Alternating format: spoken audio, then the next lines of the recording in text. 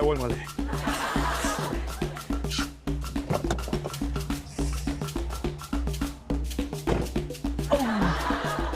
Başla.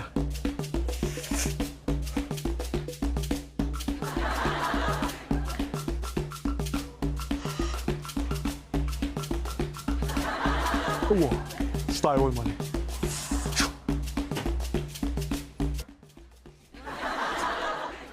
Evet. Kimleri öğren? Türk Şamka. Men hoşo men. Sizde Amir Satır var diyorsun. Ba. Kork bilir mi ya? Bir aşmat vermeli mi?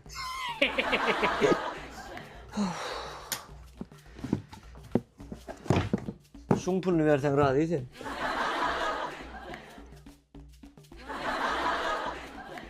Hayfi vurdun koy.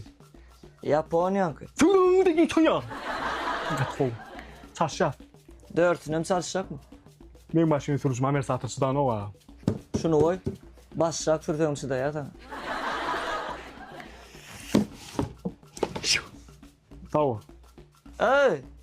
Pulunu getir ha. Beş mi karaşay? Maşine var peydeyim. Gelmedim onun beş mi karaş? Vapşe gelmedim bir modan zannet.